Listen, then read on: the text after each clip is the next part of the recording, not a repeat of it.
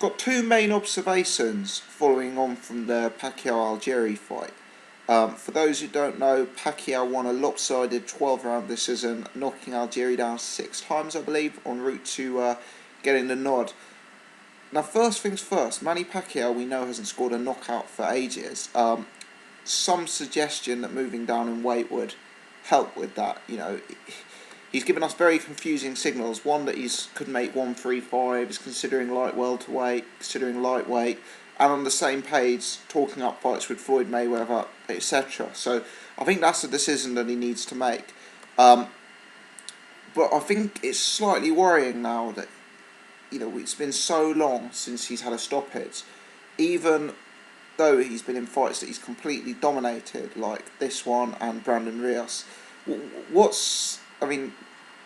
would think that Pacquiao could knock down a man like Chris Algieri 6 times, then could push ahead, get the stoppage, get the job done.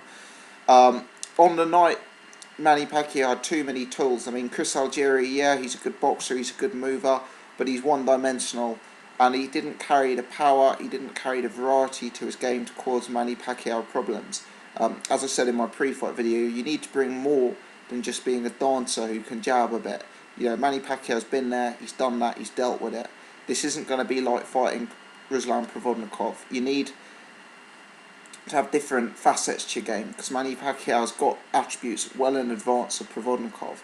And I always thought Pacquiao would be victorious, because if we remember how close and controversial that Algieri-Provodnikov fight actually was, there wasn't much between them, and Pacquiao's got so many different dimensions and a higher level of attributes. So that was my first thought. It's a good performance from Pacquiao. It's a shame he couldn't push for the stoppage, and hopefully as he continues moving down in weight, we'll see an increase in his power and KO ratio.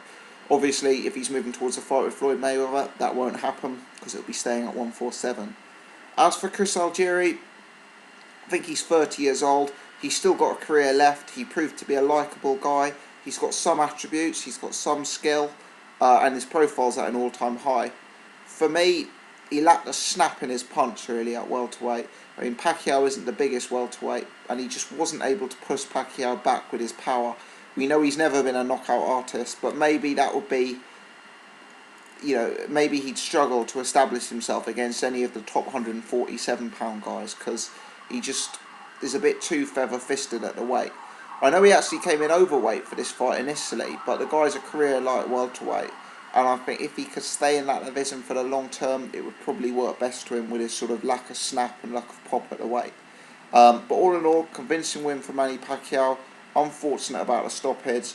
Chris Algieri, good technician, good skills, likeable guy, but one-dimensional. That dimension of sort of being a boxer, being a mover, being a jabber is good, but you need to bring more to the table if you're looking at elite level matchups. And should he go up against like Amir Khan, Kell Brook, Floyd Mayweather, Keith Thurman, even Sean Porter, any of those guys at 147, I think he's going to struggle. So I reckon back down to 140 for Algieri.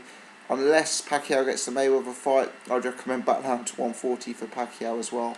Thanks for watching, let me know your thoughts.